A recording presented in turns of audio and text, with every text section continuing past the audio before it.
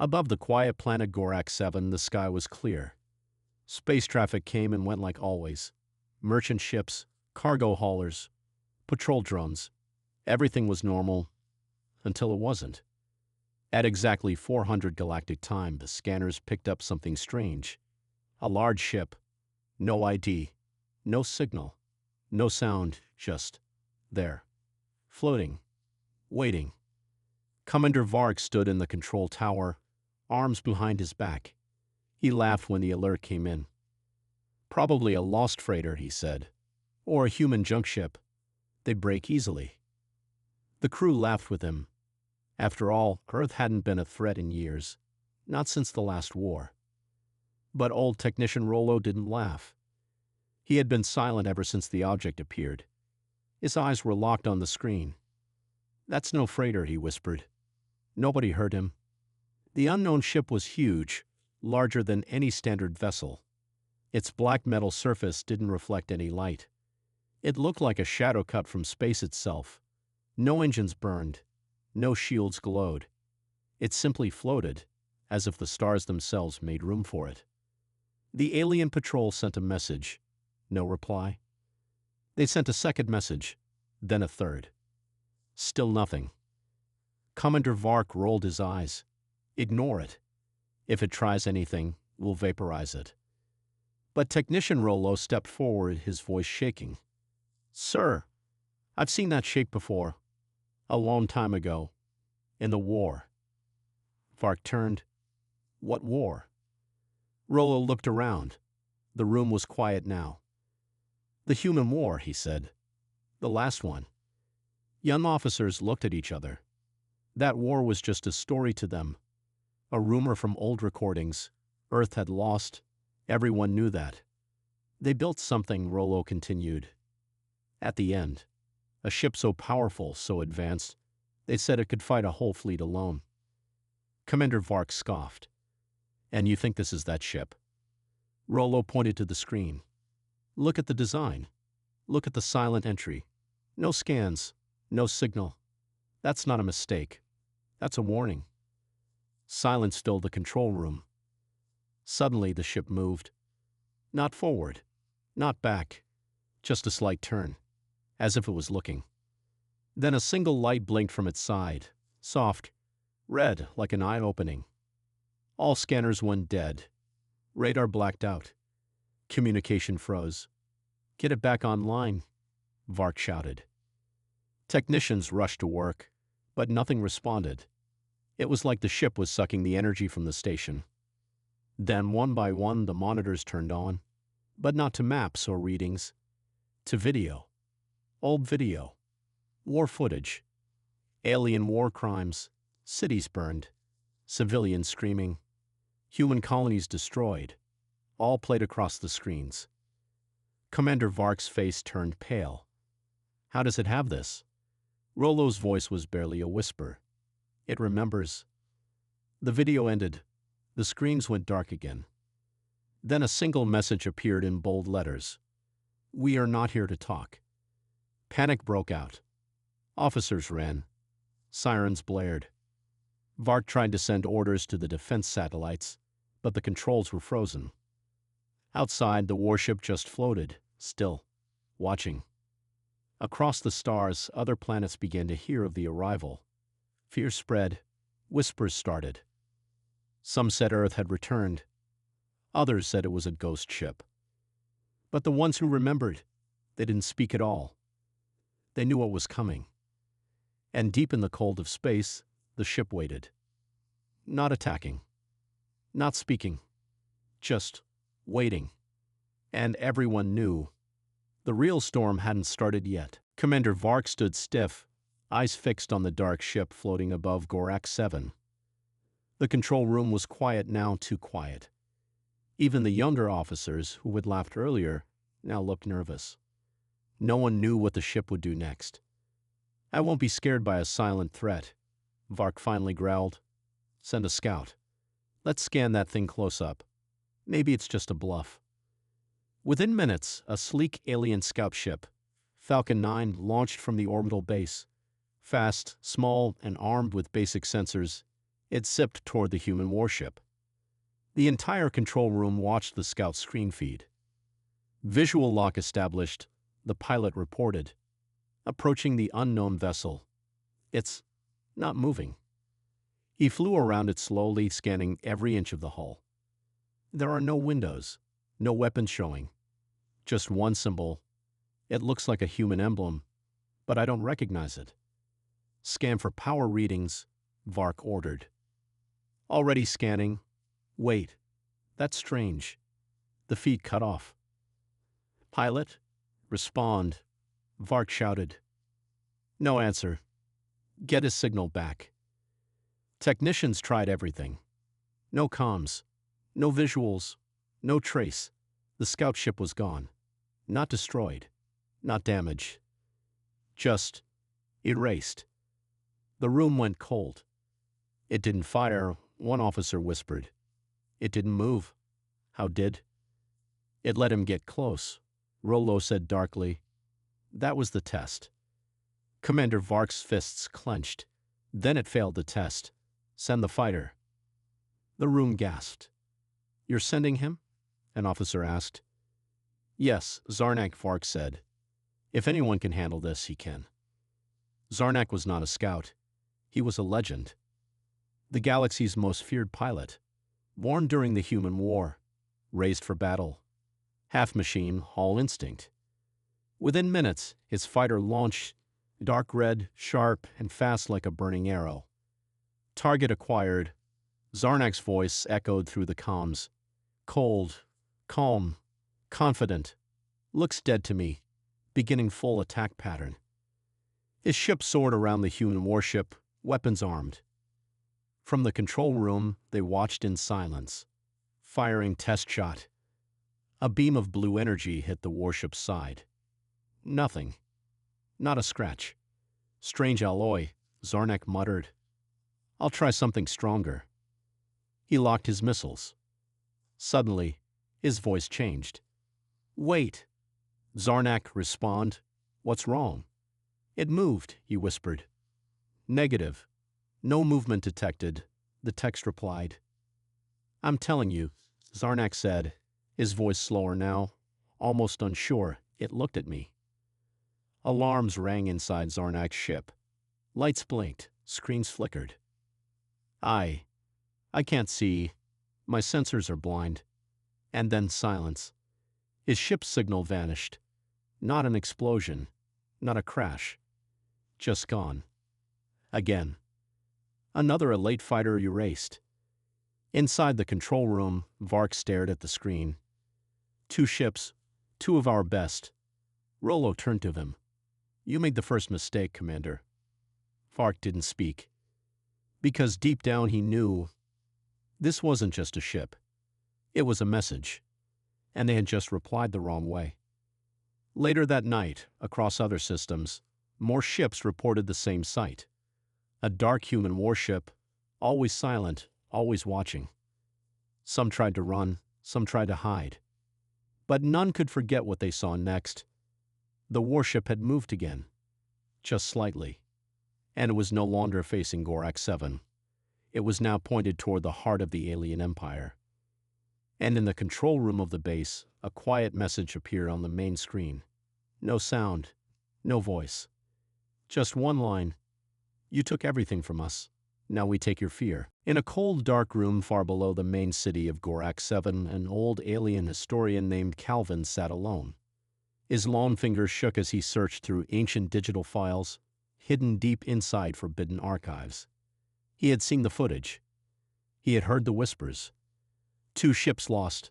No debris. No warning. And now the human warship was turning toward the core systems. Calvin knew what it meant. He had seen the design of that ship before. Not recently, decades ago. Back when Earth still had a voice. He opened a dusty holobook. On the first page was a word most aliens had forgotten. Project Leviathan. Calvin spoke quietly to himself, so it was real. Back then, during the final years of the human war, humans had lost nearly everything. Their planets were burning. Their fleets were falling. But there was one last project, secret, desperate and dangerous. A weapon not made to defend, but to remind the galaxy of what humans could become when pushed too far. The war ended before it was used, or so everyone thought. Calvin whispered, "They didn't lose, they disappeared, and they left us behind." He opened the next file, blueprints. The ship's shape matched exactly what was now floating above Gorak 7. Sharp lines, no windows, no known engines. One name stood at the top of the file, code name VANTAX, the last warship. It was said to be controlled by a hybrid AI, human thoughts fused with machine logic. No crew, no mercy, only memory and revenge. Calvin rushed to warn the Planetary Council, but they refused to listen. Old stories, they said. Old lies. But Calvin had proof. He showed them the missing scouts. He showed them the forbidden files. Still, they laughed. Commander Vark, now silent and nervous, still tried to act strong. "We'll prepare our defense systems," he said. "We've dealt with worse." Calvin stepped forward. "You don't understand. That ship doesn't attack first. It remembers. It judges." Everyone fell quiet. Then the warship sent another message. Not a voice. Not a video. This time it was a sound. A recording. Screams. Explosions. Children crying. It wasn't from now. It was from the past. The screams of human civilians during the bombing of Earth's last colony. Everyone in the room froze. The sound played on loop for 60 seconds. Then silence. Then another message. This is not war. This is balance. Panic started to spread across Gorak 7. People began fleeing the cities. Ships overloaded with civilians tried to escape. But the human warship didn't follow. It stayed in place, like a shadow waiting for its moment. Across the galaxy, news spread fast.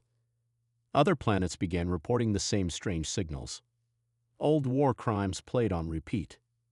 Messages in Earth's ancient languages. A pattern was forming. The warship wasn't random. It was choosing. One by one, it was revisiting every planet involved in the human extinction. And Gorak 7 was first. In secret, Commander Vark tried to contact the Empire's High Council for help. They responded coldly. "Do not spread panic. Handle it quietly. Use force if needed." But what force could work? Calvin sat quietly in his room that night, looking out at the dark sky. He knew what was coming. "You didn't understand the humans," he said to no one. "You mocked their pain, their stories, their hope. But they don't forget." Outside in orbit, the warship turned again. Its path was clear now. It wasn't just here to punish. It was here to remind the galaxy. Humanity never truly lost. They just waited. And now, they were remembering everything. The sky above Gorak 7 had turned red. Not from sunlight, but from the flames of fear. Evacuation alarms echoed through every city. Shuttles flew in every direction. But even at full speed, they all moved too slowly. In orbit, the human warship, VANTAX, still did not fire, still did not speak. It simply hovered, waiting. Inside the command base, Commander Vark was no longer calm. "How long until the fleet arrives?" he barked. 20 minutes, an officer replied. "Heavy destroyers, full force." Vark nodded. "Good. That ship may have tricks, but it can't fight all of us." Old Calvin stood nearby, shaking his head. "You don't understand. That ship was never built to fight fairly." Vark ignored him. Minutes later, the fleet arrived. 12 alien destroyers, each one armed with plasma cannons, shield cores, and anti-stealth tech. From the control tower, the scene looked impressive. A wall of metal. A show of strength. "This is it," Vark said. "Let's see what this human ghost really is." The fleet formed a ring around the human warship. A perfect trap. Each ship locked its weapons. Then the commander of the fleet, General Torak sent a warning. Unknown vessel, you are surrounded. You'd have 10 seconds to power down and surrender. No answer. The timer counted down. 10, 9, 8. Calvin whispered, you're making the same mistake. 5, 4. Still nothing. 3. Suddenly, VANTAX moved. Not fast, not loud, just a small tilt. Then one panel on its side opened. Just one. Inside, a strange glowing core. Not a weapon the aliens recognized. Torak shouted, it's charging something. Fire now. All 12 destroyers opened fire. Blue and red beams screamed through space. Explosions lit up the sky. But before a single shot hit the warship, it vanished. Not with a jump, not with a flash. It blinked like a shadow in light and appeared behind the largest destroyer. Then it fired. One shot.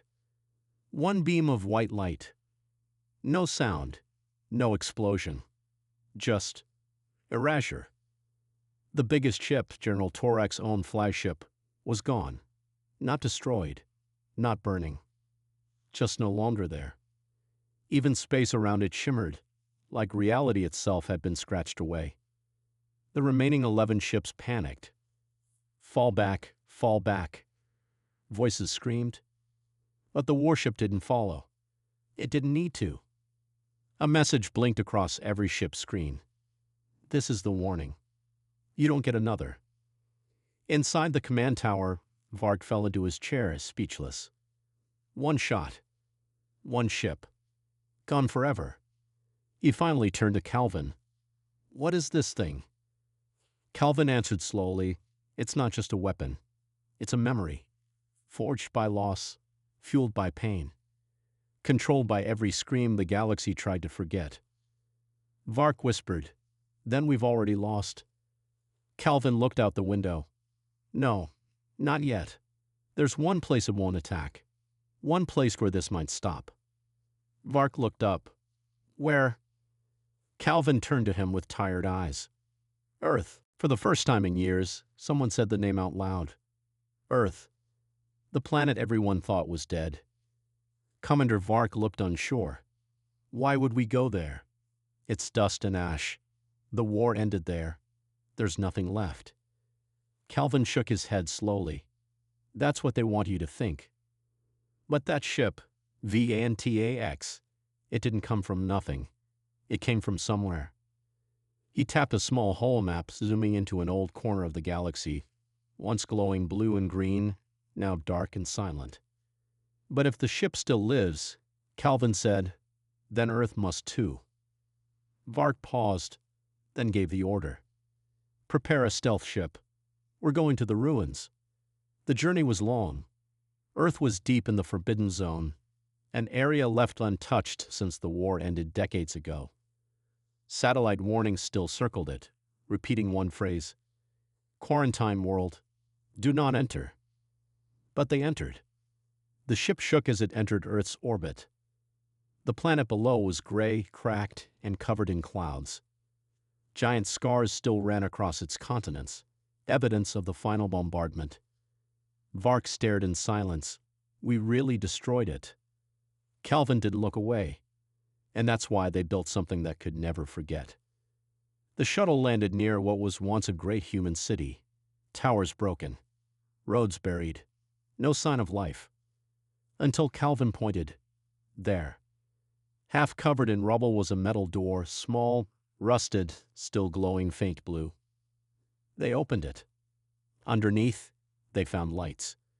A staircase led deep underground. Old tech buzzed quietly. The air was dry, clean, preserved.